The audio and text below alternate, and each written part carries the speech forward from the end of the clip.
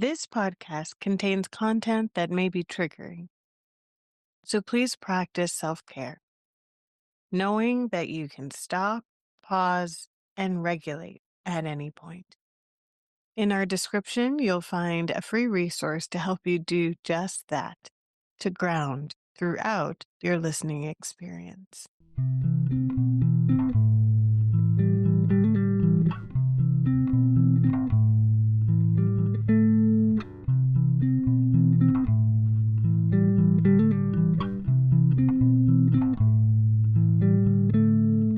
Martine Gary Souza is a mental health advocate, trauma-informed care specialist, and recent Master of Public Health graduate from Boston University. Diagnosed with complex PTSD at 15 after years of trauma and abuse, Martine draws from her lived experience to drive systems-level change in healthcare. Starting out in social work, she worked in direct care as an in-home therapist and therapeutic mentor with the Justice Resource Institute, as well as an ER advocate and residential counselor for youth in state custody. These frontline roles deepened her passion for transforming the systems survivors interact with every day. Since 2021, she's worked with Boston Children's Hospital on research to establish trauma-informed gynecological standards, including a forthcoming publication on trauma-informed pelvic exams. She recently founded the Alliance for Universal Trauma-Informed Medicine, a consulting and advocacy initiative, and has published a policy brief and implementation plan advancing this mission. Martine is committed to building a future where healthcare supports healing for all survivors. And she's here today to share more of her story and the work behind that vision. Welcome, Martine. Thank you for joining us on Be the Bloom. Thank you so much for having me, Ebony. It's an honor. Yay. Oh, I am excited about the work that you have done and the work that you are doing and all of it. When I heard about, well, I was just like, yes, we have to talk. So The feeling is very mutual. Yeah, that's magic right there. I'm wondering if you could share with us a little more about yourself and, the story of how you came to your work. Yeah, of course. So, my story starts way back, actually, in my childhood. I am a survivor of years of extensive sexual abuse at the hands of an older cousin, between the ages of about 4 to 11. I was subject to that. I didn't disclose any of that until the end of my freshman year. So until I was about 15 years old, which is around the time that I was diagnosed. Mm. And I spent most of my life in one way or another feeling dismissed or ignored or abandoned by the medical system and by medical providers. That really started when I was a kid, when my pediatrician, despite persistent medical indicators, was not able to identify me as a victim of childhood sexual abuse, despite very clear, persistent medical indicators. In high school, I was bedbound in and out of the ER and dealing with a whole bunch of different symptoms, debilitating pain every day, constant nausea, and even partial seizures at some points, and still continually dismissed by doctors, just left and right. And chronic migraines, just everything. And the majority of specialists and doctors that I saw were telling me that this was all in my head, or that I just needed to go to therapy. And when I got the official diagnosis of PTSD in the spring of 2013, that actually only increased. I really only was met with more sort of discrimination and bias in healthcare, at least. I had an excellent trauma therapist who continued to advocate for me, but many of the doctors I saw were just continually dismissing me. I'm sorry. Thank you. Yeah, this experience and sort of fighting back with the medical system really continued all the way through high school and into my undergrad, where I was doing my bachelor's in social work. And about 2019, so about winter of 2019, right at the beginning of the year, I started having a huge increase in the partial seizures that I had started having in high school. I was having them multiple times a week, and I was also having a lot of other neurological symptoms. I lost some use of my fine motor skills in my hands. I was dealing with symptoms that were very similar to like multiple sclerosis. Neurologists were doing a bunch of tests on me outpatient wise and couldn't really figure out what was going on. And so I landed at Brigham and Women's Hospital here in Boston. I had to spend a week in an intensive care unit for neurology, being 24/7 monitored for the seizures. They had to do a whole bunch of really uncomfortable tests. There was a whole period of like 24 hours where I wasn't allowed to sleep. This was a really, really uncomfortable week in the hospital. At the end of it, I had this really incredible experience where my PTSD was used not to dismiss the symptoms I was having, but actually used as a way to provide context to what was going on. So neurologists at Brigham and Women's came into my room after I had spent 5 or 6 days trapped in that hospital bed and started with really the same spiel that I'd gotten used to, which is we didn't really find anything super indicative on your tests. You don't have epilepsy. And they're saying these things as good news. But for someone with chronic illness, it stops sounding like good news when you've had it for years. And then the tone changed. And the head neurologist starts explaining to me, if you think of your brain like a computer, FND, which is what they were diagnosing me with, functional neurological disorder, is like an issue in the software. If you think of epilepsy and MS as issues in the hardware of the brain, you can see it in an MRI. You can see what's going on, the electrical changes or the structural changes. FND is the software. And so it's like the way your brain is communicating with different parts of it just isn't happening quite the way it's supposed to. Or in this very fancy doctor's words, your brain's just not communicating quite right. Which, let me tell you, from a top specialist in Boston, is not the most comforting medical language to hear. But what was super comforting about that entire experience was the fact that these doctors used my trauma and the PTSD diagnosis as a way to contextualize what was going on. He did that by going on to explain that they noticed that over 50% of the patients that they see with functional neurological disorder also have a diagnosis of PTSD. Wow. This was back in 2019, and I'm really happy to say that in 2022, that same group, combined with another group from Mass General, actually came out with a study that produced enough data to define a clinically significant subtype of functional neurological disorder directly related to trauma and PTSD. So we love that. But anyway, that catalyzed, I think, what led to where I am now, which is doing the research with Boston Children's. And, through many years of, at that point, many years of dealing with hospitals and then having this experience where someone had really validated, trauma has fundamentally changed the way your brain functions. And that's not in a way to say, oh, it's all in your head. Just your brain functions differently. Your nervous system is wired fundamentally different. And that just made me want to know more. And so it just really deepened this desire to go and learn more about the human brain and the neurobiology of trauma and the physiology of it and how that changes throughout the lifespan.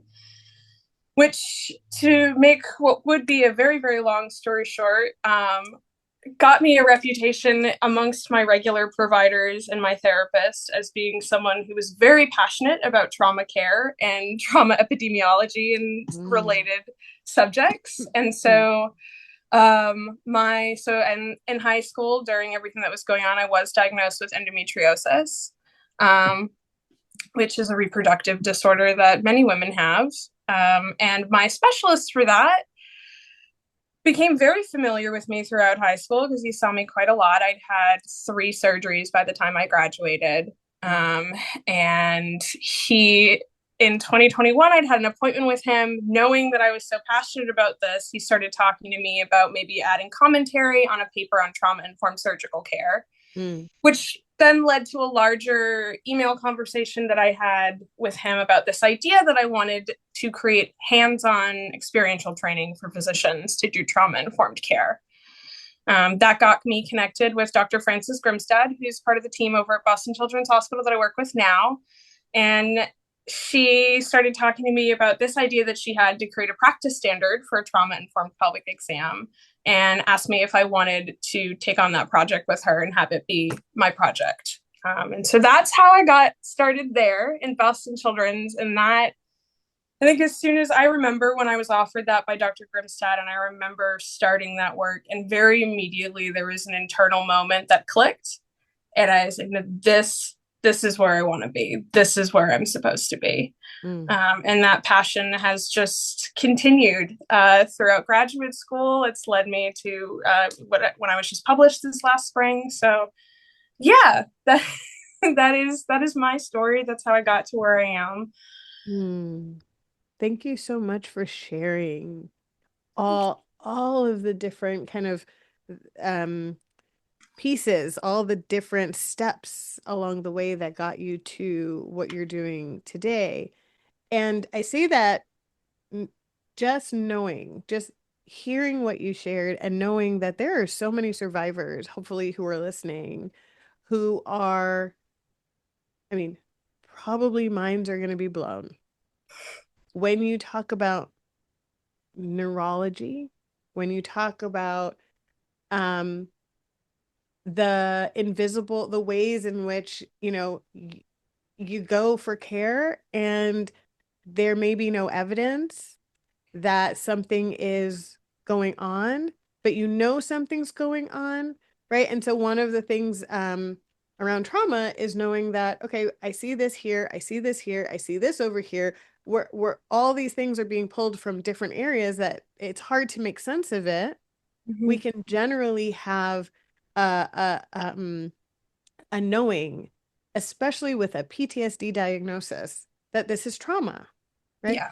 But so often, really having folks feel seen in that, especially around neurology. I mean, it brought up for me just, as a kid myself, um, I actually went to the neurologist quite a few times. They couldn't find anything, right? And I Mm-hmm. had different challenges in my legs. I'd always get like those electrodes and all that stuff put on my, and they couldn't find anything, right? Yeah. Chronic challenges growing up. And putting the pieces together for providers felt outside of what folks knew how to do. And Yeah. so I appreciate you sharing your story because I wonder how many folks out there are gonna start to feel like, okay, I'm not invisible. What's going on for me actually has roots somewhere. So thank you.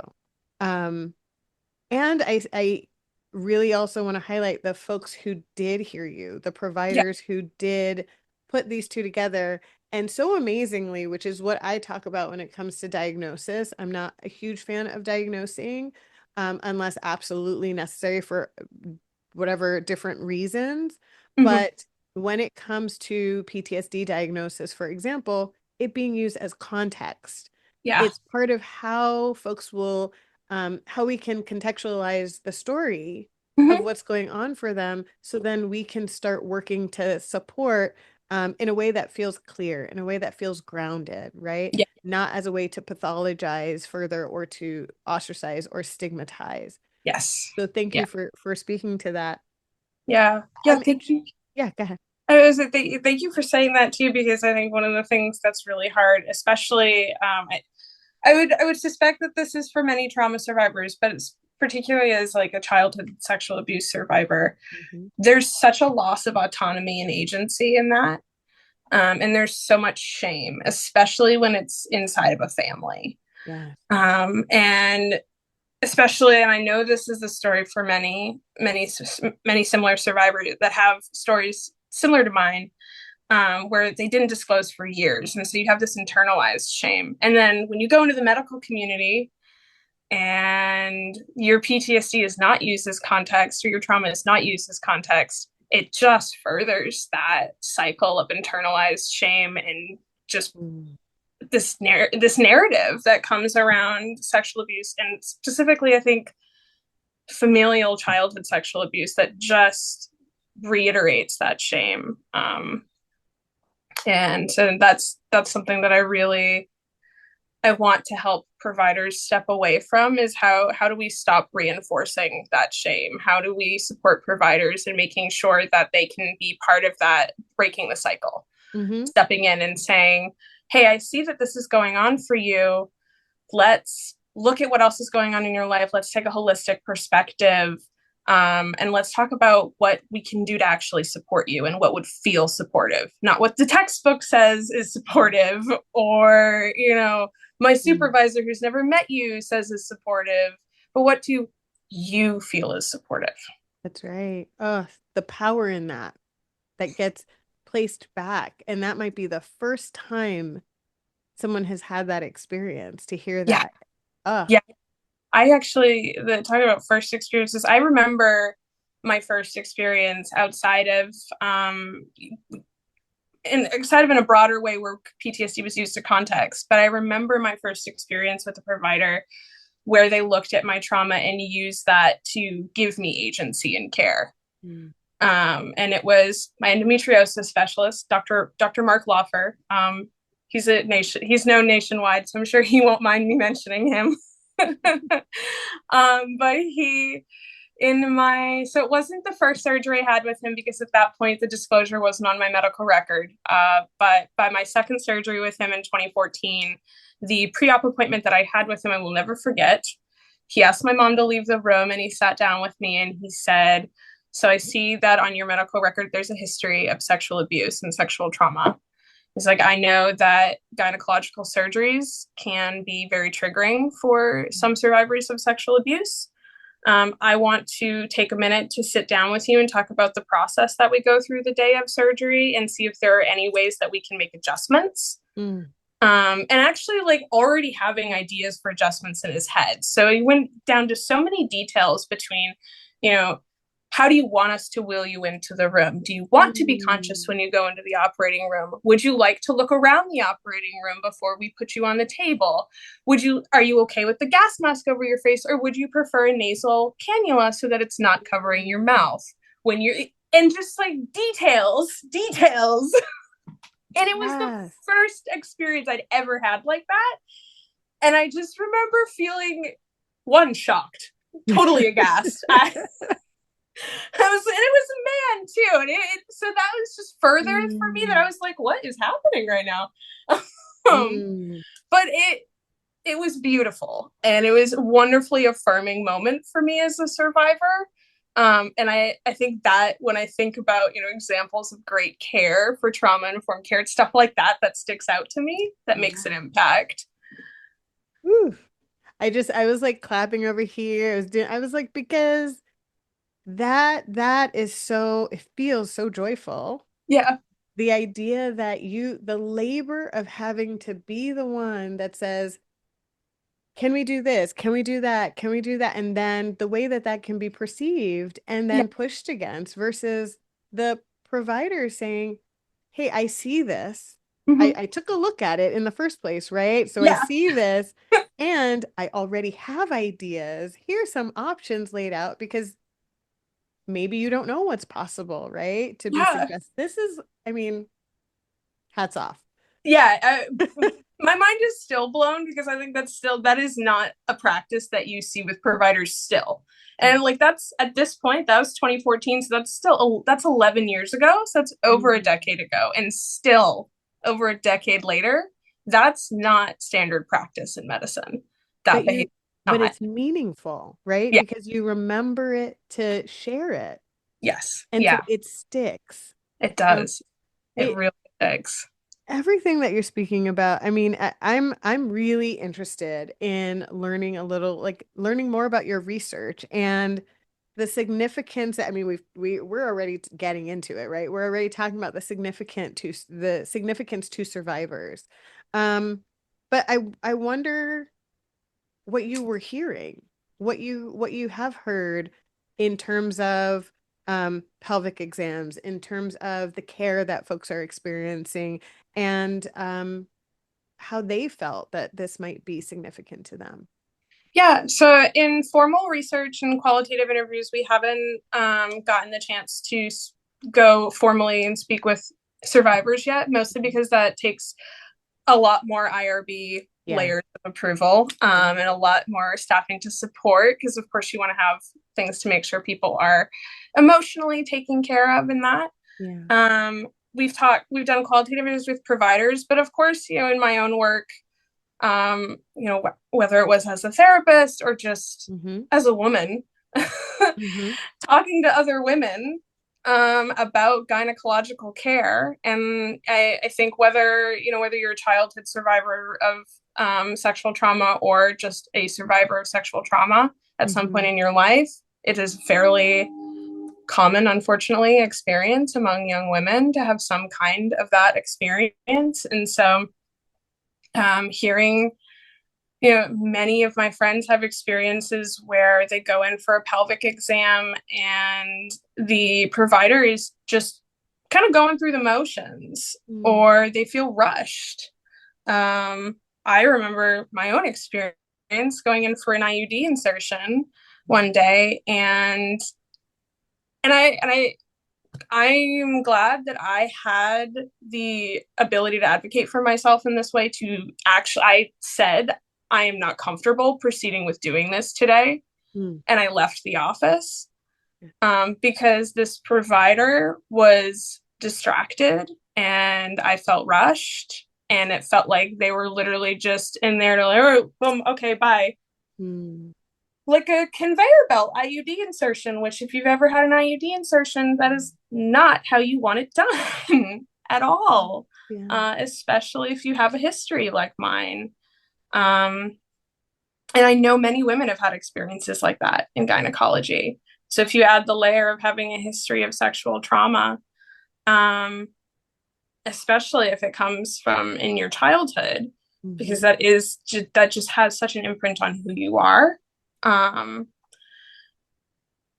that makes accessing gynecological care downright terrifying in some instances. I've, in my conversations with providers, every single provider I've talked to has shared, well, multiple stories, but can, very clearly remember at least one or two stories where a patient has become incredibly distressed during a pelvic exam or has completely dissociated Mm-hmm. during a pelvic exam. And for providers, that is a pretty common experience, it seems, within their practice. I had one provider who she says that happens on a monthly, sometimes weekly basis, where she's having patients who are having that reaction. Mm. And for, if you look at the stats, people, individuals, survivors of sexual trauma have much higher need for gynecological care. We're at much higher risk for reproductive issues and gynecological issues, Mm. for chronic pain and for chronic reproductive pain, vaginismus, all different types of issues. So we need to be able to access care in a safe and appropriate and effective way. Mm-hmm. Um, and yet, providers are not universally trained, nor do they feel comfortable um, actually performing trauma informed care, or furthermore actually engaging with survivors of sexual trauma, which Mm-hmm. is something that came out a lot in the provider interviews that we did, is that almost every provider echoed this sense of feeling underprepared, Yeah. um, Yeah. and just not knowing what to do, Mm. um, and feeling like a lot of them said things similar to like medical school didn't prepare me for this. I had one didactic session on this. Mm-hmm. I've read some journal articles on this. And that's voluntarily, right? Versus Yes. it being required. Yes. Yeah. It's Oh, let's a be thing. let's be very clear. There is no universal requirement That's for right. medical providers, whether that's physicians, nurses, special. There is no universal requirement in medical education Mm-hmm. for providers to undergo trauma-informed care training. Yeah. Let alone what CSA informed Yeah, care looks like, right? Like right. it's not even, and so, whew, there is work to be done. There's so much work to be done. And if you look at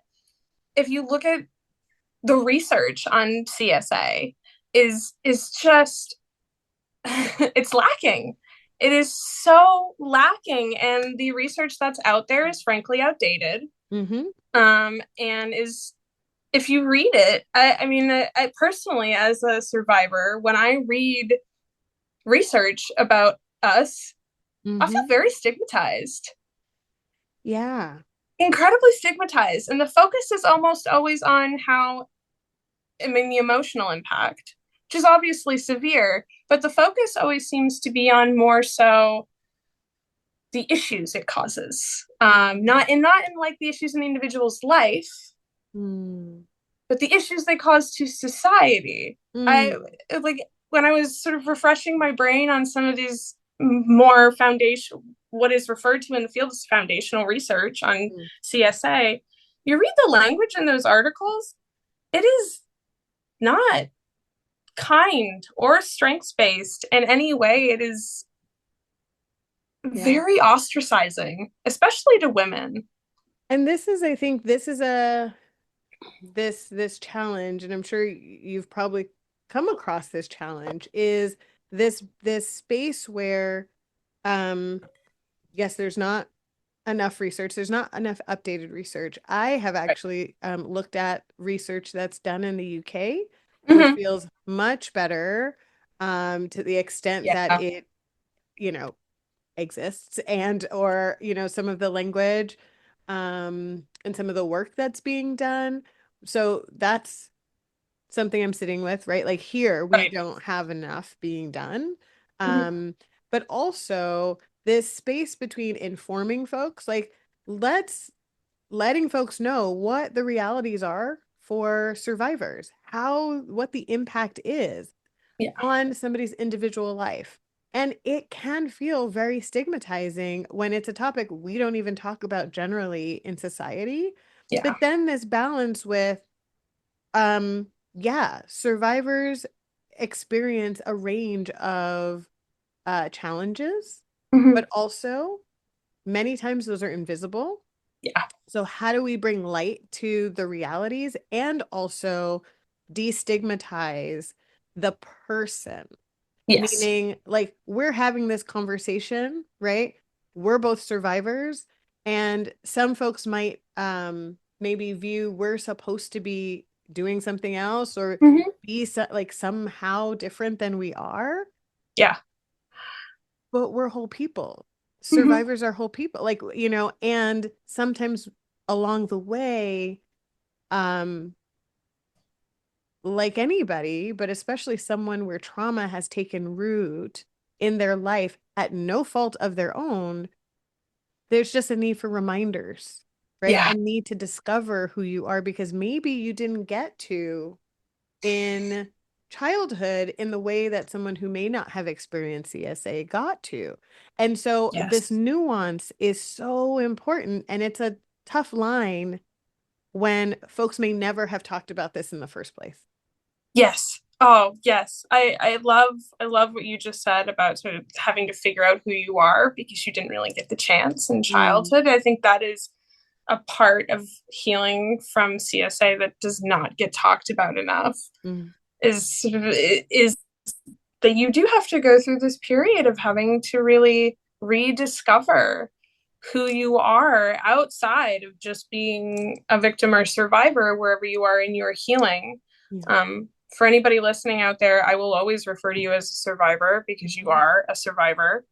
But I understand that sometimes at different points in your healing journey, it can feel like different things. Mhm, mhm. Um, but wherever you are in that, Mm, that is, it is an incredibly personal journey, and there's so much of that that involves having to rediscover what it means to be a whole human being. mhm. And the systems out there should be able to support you in that and see you as a whole human. and not just see you as the anger or the emotional dysregulation or the Yeah. interpersonal chaos, Yes. to Well, name and a few. that's so much of what you're doing, right? Trying to educate the field, the medical field about how to show up better. Because when Yes. we know better, we do better. And as as we know and as you shared, folks are not being trained in this. And Right. I um in my heart, I know and believe that people go into the field of providing care because they care, right? Yes. Um, and when you don't get training on something, when this is maybe sometimes maybe part of your own reality, but it's easier to push it away, or you may not know how to navigate this in someone else, or if it's not part of your reality and you don't think about it and you've not been told you need to consider these things, we're practicing in this way for the holistic wellness of folks, then you don't know what to do. And so Yeah. I hear your work as I mean, we're so aligned, right? But like Yeah. helping to fill this gap in care that exists for survivors. And I'm wondering, especially when we think about like pelvic exams, are there a few um, differences between what is happening versus what maybe you're hoping to recommend to folks? Yeah. I think keeping it sort of on the line of what I would recommend providers do, like changes that because I think one of the big changes that providers are facing, challenges that providers are facing right now, Mm, is their capacity to actually implement trauma informed care strategies within the reality of our healthcare system, yeah. which anybody who knows the system knows that it's a mess. Mm, So right now, we have such short appointment times, which does not leave providers much time to build rapport and trusting relationships, mm, which is such a foundational piece of trauma informed care and especially CSA informed care. Um, but within that, within sort of those known limitations of time, I think some of the very real practical things that providers can do is a lot of the things. These are things I've actually heard from providers do in their own practice, and it'd be great to implement these on a wider basis. But looking at changing the speculum size during a pelvic mm, exam, there are a couple different sizes of speculums, and allowing your patients the mm, ability to choose. Um, Along, in the same vein as that is also allowing the patient to insert their own speculum. mm, Let them do it. That also goes right along with allowing self swabbing for STIs. So if someone's doing an STI swab, allowing them to do that themselves. I know that's a little bit different with pap smears. I think of like how far up they have to go, but mm, for STI swabs, at least, that is something that even insurance will cover. mm, I know urgent cares use it pretty frequently now, so that is something that it's also been tested clinically for effectiveness and is just as effective as a clinician swab in many of the studies. So that's another thing. I think some of the other things that I've heard that would require a little bit more for planning, but if it's a patient that you know and have a relationship with and understand that pelvic exams may be really difficult for them, maybe planning ahead with anti-anxiety medication or an exam under sedation with consent, mhm. in bold, with consent providers. Yes. Any exam that's done under sedation should be done with the full and informed consent of the patient. um, Yes. but using that tool with patients, understanding that like, I can be sedated and I don't have to worry about being present for this. As long as the patient finds it a comforting option, that can be something you can plan ahead and look at. Mm, I would bet that hinges a little bit on insurance, but depending on the case, that can be explored. mm, Um, another like big practical thing I said in using the use of chaperones and different support level staff for distraction or just emotional support during pelvic exam appointments. Make sure making sure that again, if you know that this is a patient that has a history or gets anxious in these environments or during these exams, have somebody already lined up. Say, I have this mm, patient coming in. They struggle with XYZ. I have to do this exam. Can you keep yourself clear for this period of time, just in case I need to call you in for some extra support for the patient? Yeah. Having that ready to go, similar to the way child life works in a pediatric office. Mm. And then a big one, and this is just all around. And we talked about this a little bit already, and I think it goes into two pieces. One, don't make it the patient's responsibility to make the space for these suggestions. Mm. Like we were talking about with the surgeon that I had, don't let the burden of advocating for these things fall on the patient. It is hard enough to walk into a gynecology office as a survivor and to disrobe and to put yourself in that vulnerable situation. Mm-hmm. Furthering that vulnerability by putting the burden on them to disclose their trauma and advocate for the things that would make them more comfortable is, sorry, just asking too much of most of your patients. Mm. And so don't make it their responsibility. Have that be something you do with every patient when they walk in. Say, what would Mm-hmm. make this exam most comfortable for you? Mm. And just have, and let's go through some options and have options ready for patients to choose from. And then also, and this is a big one that came out in talking with providers, don't make the patient responsible for your comfort in the room as a provider. Um, I've, as a survivor, I know that it can be difficult to hear the stories. As a therapist, I heard horrible disclosures of trauma. Um, and rather, your job in that room is to hold a safe container for your patient's feelings. So don't make it their responsibility to somehow comfort you. And I think that's one of the biggest things I would say. If nothing else, really work and focus on making sure that you're creating a safe space for your patients. And Mm. whatever that looks like in terms of not making them responsible for your comfort and also offering them a variety of ways through which they can perceive the exam. You just laid out so much from the speculum size, and I'm sorry, maybe I should know this. I didn't know there are different sizes because I've not, yeah, I just, The good things to you know. learn talking to gynecologists. I mean, the things that I learned through these interviews, it was interesting because in the interviews you ask them, I had to ask them specifically to walk me through the step-by-step process of how you do a pelvic exam, like Mm. beginning to end, including how you talk to the patient. Yes. Um, and it's interesting how, like, especially some of the providers who've been doing it for longer, their explanation of just the exam, not so much the communication part, but just the exam, sounded like something straight out of a medical textbook. Mm. I'm like, okay, this is interesting. Which was really informative for me, Mm. but also sort of made me pause and think about, okay, well, this is the version I'm getting. Granted, this is research, so it's very different than clinical. But what are your patients? What is your patient's vibe of you Mm. in that sense? Um, some of them you could see they were like very personable, maybe some more clinical. Yeah. Um, yeah, I think that was you learned a lot. Yeah, different sizes for speculums. There's a whole range of things that they can do. To be able to pick, Yeah. I would pick the very smallest one, but I didn't know Yes. that's even right. And so Yeah.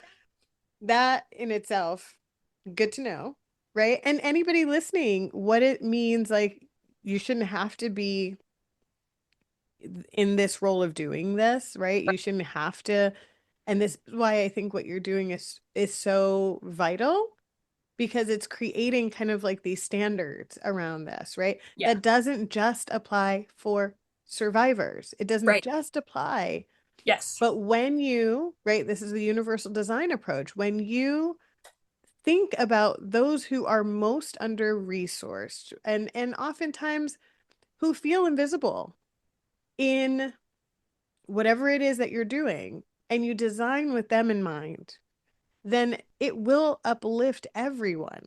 Yes. And Exactly. so when even thinking about like survivors in this, how that would be so helpful to someone who has experienced different forms of trauma or someone Mhm. who's experienced no trauma in terms of, in relation to, say, their body, for example. But I don't know one person who's like, yay, pelvic exam, Exams. Yeah. right? So, Yeah. No woman ever. no, I mean, if somebody's out there listening and you're like, yay, pelvic exams, Good for please let me you. know. I Yeah, want to hear your story. I do too. And Because also all the power to you. exactly, exactly. And Your uh, secret. and because I think we need to share some of these things, right? Yes. Yeah. And how do we make it better also for everyone? Yeah. And you're speaking right to that. So let's think about if a provider were listening right now in on this and like, well, I don't have the time to do all of that. Or maybe I don't know if we have different speculum sizes. I don't, right? Yep. What is one thing that you think they can take away and maybe start practicing, tomorrow? I think a really great way to start any pelvic exam is to just look at your patient and say, what would make this exam more comfortable for you? Hmm. And have it be collaborative. And offer them options that are realistic within the realm of your clinic or within the realm of your practice environment. And maybe that's as simple as just talking about what communication looks like throughout the exam. Some patients want narration throughout. Some patients want to know every single step you're going to take. Some patients don't. Some patients would rather you just get it over with. Mm-hmm. There's a huge variety, and so I think a really simple step that providers and specifically gynecologists can take before a pelvic exam is even before the patient Mm-hmm. disrobes, what would make this exam experience more comfortable for you today? And Yeah. have a collaborative conversation about it Yeah. and move from there. You build rapport there, Yeah, you you do. know? Yeah, because you're also giving agency and autonomy back to your patients that way That's too. right. I'm wondering, maybe to go back a little bit, when you disclosed to the endometriosis doctor that you spoke to about your experience with sexual abuse growing up, was that because there was a something on the form that said, "Hey, check if you," or you just decided to share that? That was already in my file because at that point, see, that was, yeah, so that was 2014 that he would have had that conversation with me. So that was about a year and a couple months after I had disclosed and been diagnosed. Mm. At that point, I believe there was a note in my medical record about it that he had access to because I had spent time in a treatment program up at McLean, which I think at that point was slightly connected to Boston Children's. They were kind of starting that Franciscans Mm. partnership back then. And so that was on my medical record, is also because I disclosed it to my primary care physician. Um, so it came up in conversation because there was a note made about it on my medical record, and he definitely was. And this is another thing that providers can do: read your patient's medical records before you sit Mm. with them. Yeah. I think that was a huge thing, is that you could always tell going in his office that he took time to sit down and really read over your medical record and refresh his memory on what was important for him to know. Yeah. Uh, and so that's how it came up with him. Because it was already out there, it was already on my medical records. Yeah, but I think that brings up a great a sort of great portion of trauma informed care that I think gets talked about a lot, but still lacks in the Mm. field practically, or screening practices specifically for CSA. Yeah. Goes back to sort of my childhood and the fact that I had, I can read through my medical record from my childhood and see the persistent medical signs that Mm. were there month after month, year after year. and they were dismissed by this pediatrician. And so I think that's another thing is like we really need to make sure that providers are not only equipped to support people after they've disclosed, they also have to be equipped to step in and Yeah. say, I see something's going on. I want to be able to stop it. Mm-hmm. Uh, and I think that's another piece that providers feel woefully underprepared to Yeah. do is Yeah. play the mandate reporter role in a way that doesn't feel like they're completely violating their trust with their clients. Which Right. it's so complicated. It is, yeah. So complicated. I mean, and I asked this question in part because um not everybody, most folks are not assessing, right? You have all these Yeah. forms you fill out, and there isn't necessarily a anything about trauma, like Yeah. even No. just a check off, right? Because somebody may not want to have the conversation, but they might identify and say, yes, this is me.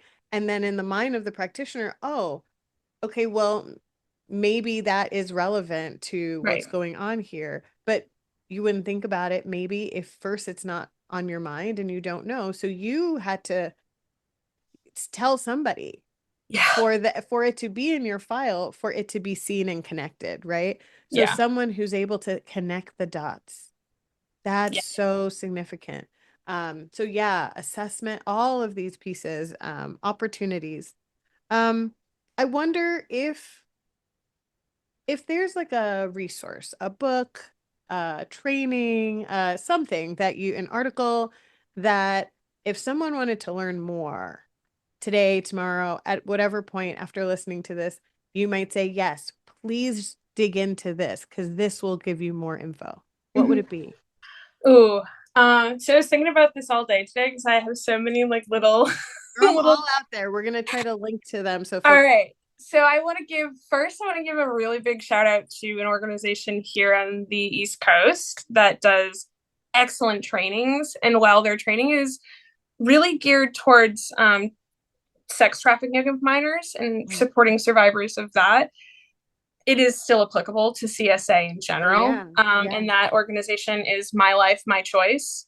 Mm. And they do mentorship services for providers, but they also do training or mentorship services for survivors and training for providers. Awesome. There we go. But I got to sit through one of their trainings in 2022 Mm. as part of my BSW internship, and that was a great training. I find that as a survivor, I'm frequently dissatisfied or frustrated with trainings that have to do with CSA Mm. specifically. Mm. But this was a really, really great training. And I remember I walked away from it feeling like, oh, that is what like a model for a good CSA training would look like. Okay. So that's a great organization in general. For more broad trauma informed care resources, the Center for Healthcare Strategies has a whole trauma informed care implementation toolkit, resource toolkit on their website. Shout out to Chris Menschner over there. He is awesome. Um, that has a whole range of different tools that providers can use to better understand implementation or practice strategies. I Mm. believe there's also some screening toolkits on there that providers can look through. Awesome. Um, oh gosh, so many other. Oh, providers want to, I think this is a good one. If providers want to sort of assess their knowledge levels regarding just general trauma informed care. I did try Mm. to find a CSA geared one, but this is now Yeah. going in my head as something to create, but there is the Center for Pediatric Traumatic Stress a few Mm-hmm. years ago came out with a trauma informed care provider survey. And there's both a pediatric and an all patient version. And this is to assess trauma informed care knowledge in providers. And I've worked with this survey before in research, and it is a really good survey tool. I find that it does ask a great amount of questions about not only just engagement methods, but also knowledge about physiological impact. Mm. So that's a good tool to use if providers want to sort of assess where their knowledge is at. Yeah. Trying to think if there's anything Well, in else. terms of your tool, in terms of your Oh, yes. what's coming out, I know that there might not be like clear timelines or what have you, but when and where can folks learn more about these standards that you're building? Yeah, so we are, oh gosh, I'm hoping this will be published by the time this comes out. That would be great, but could be a few months after because we all know publishing Time. timelines run wonky. We will hopefully be in the Journal for Pediatric and Adolescent Gynecology, because our sample size pool was a pediatric and adolescent gynecologist for the most part Mm, because we were going through Boston Children's. yeah. So I know that we've talked about bringing that to, oh my gosh, what is the conference? It's not the JPEG conference. The ACOG or no? It may be ACOG, but I thought it was a sexual health and gender education Okay. oriented conference. I should have looked in my email to figure out the name, but it was floated by in an email a few weeks ago that that could be a conference that we might submit to present at as well. Okay. But I think that's sort of what I'm going to be doing really over the next month or so is really trying to iron out where we might want to submit for presentations to do conferences and things of that nature. I personally love doing presentations, so I will put myself out there to do them anywhere at Ooh. any time. I'm one of those weird people who loves public speaking. So I'm with you.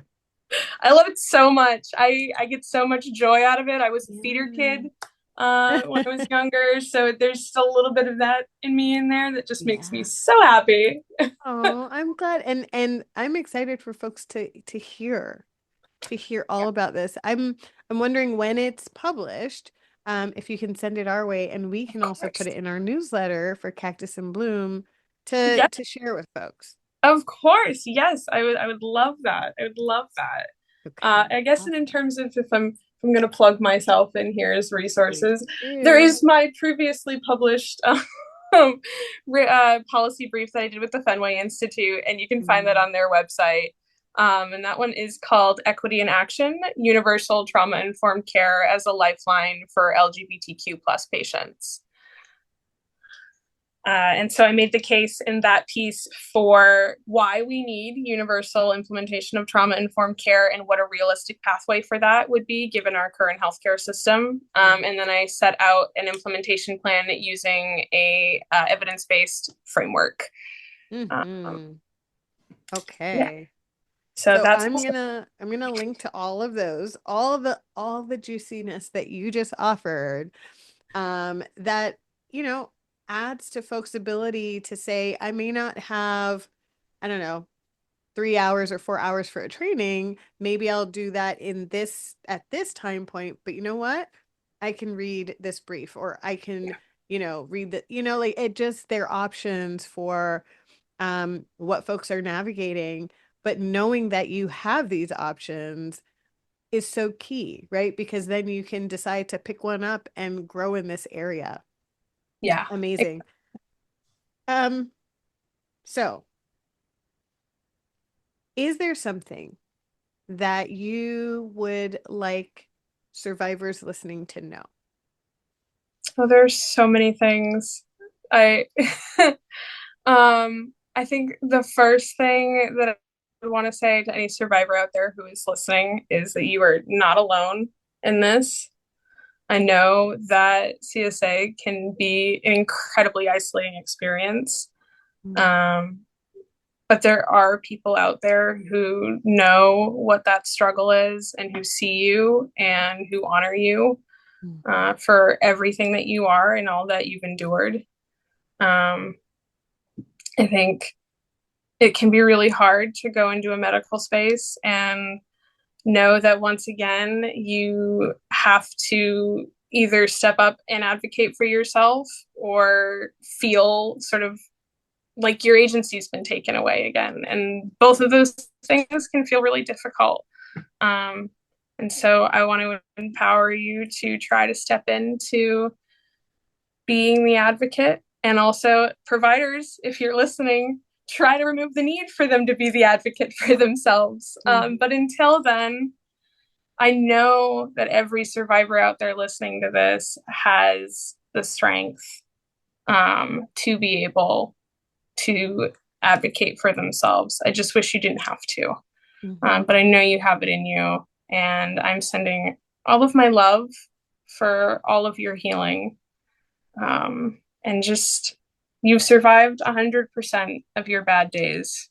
And the world has thrown something really horrific at you, and you're still here standing. So we love you for it. And whether or not I ever meet you in person, I'm glad you're here. Mm-hmm. Mm. Thank you. Thank you for those words. And I um know that they're gonna touch folks who are out there listening. Um, so I've asked a lot of questions. You've said a lot of amazing, amazing things. And I'm wondering, is there anything that maybe I didn't ask that is sitting on your heart and you would like to share? If not, that's okay too. But I just like to leave this space. Hmm, that's a really good question. I'm always, I guess anybody out there who is listening, I am always open to connecting and talking more about this work and just creating a broader network of people who are passionate about this. And so if anybody ever wants to connect about this, whether that's, a provider or a fellow survivor, I am always happy to talk. Mm. I'm always happy to hear the amazing stories of other survivors. Um, and thank you so much for the work that you do. I can't thank you enough, Ebony, for the work that you do and the work that Cactus and Bloom does. I think that that's just, it hits so close to my heart, and it is so needed. And I am constantly blown away every single day in the trauma informed care space of how many little niche areas people have found that are so valuable to the broader mission and broader goal. And so I'm thankful that Craig connected us. Yeah. Me too. um, yeah, I guess I don't. Well, maybe we can add this. I'll tell you if it gets rejected. The other thing is that I probably at this point will have another published piece out there in Health Affairs, in the Health Affairs magazine under their Narrative Matters section. And that's a little bit more about like my story. It's an op-ed piece. But if people are interested in sort of hearing more about my story, Mm. and a little bit more about what got me into this and where my passion comes from, that's another piece that people can look at. So Oh, yeah. this is, I mean, thank you for sharing that. And um, part of what I love about being able to sit and talk with folks who maybe I have not met in person because we live in that world now where we can do this, right? Is that we can do this. Yes. It's that sometimes the way to build awareness is, for me, so much of the way to build awareness is by having the conversation. Yes. And Yeah. I want folks to hear the conversation. They may not be part of the conversation themselves. They might be weary or, wary about having a conversation like this in the first place, but they can listen to it if they feel moved to. Yeah. And so I think that starts to bring it more out of the darkness, more out of this place of being taboo and there's so much silence around it because that is what abuse does. It Yes. promotes silence. So Yeah. we don't talk about it so it can continue. Mm-hmm. And so we get to talk about it. We get to sit here and talk about tough stuff and laugh in Yes. different areas, which some folks might be like, I don't know why. Why are they laughing? It's, we're not all one thing at one time. We can be Right. multiplicity of self at the same time. Yes.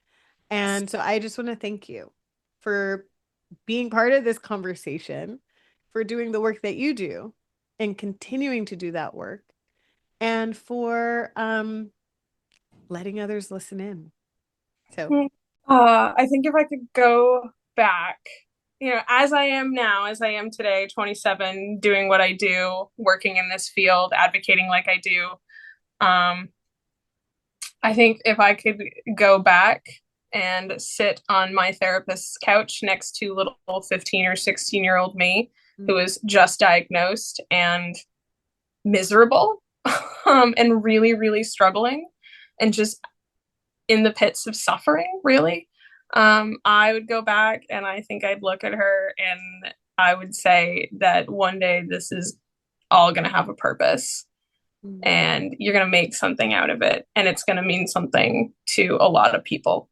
Mm. Um, so just keep going, girl, keep pushing. Mhm. um, yeah, I think that's for young survivors out there, people who are in their teens who have survived CSA, or maybe like early 20s. So there are a whole load of people who don't disclose until they're well into their adult years. Yes, not at Um, all. Yeah. it it does get better. And if I could go back to little child you and hold their hands and tell them that they're gonna survive, and maybe it won't make sense one day, but you will Mm. survive it. I wish I could do that. Mm. Yeah. Thank you for sharing that. Yeah. I think that that is something that the little piece of so many survivors out there, um, the younger self need to hear that there's someone who has been through this and who would hold their hand, Yeah. who would walk with them, who would give them that affirmation, whatever it is that they need. Yeah. Thank you for There, yeah, there are plenty of survivors out there who went on to make sure that they grew up to become the protector and the advocate that they needed when they were younger. And speaking as one of them, we are ready and willing to serve as protectors and advocates for thousands of others. So That's right. That's right. Thank you thank you for for being part of Be the Bloom. thank you, and thank you for giving me the space to share my story. It's been an honor, and I've loved it. Anytime. I'm here for it.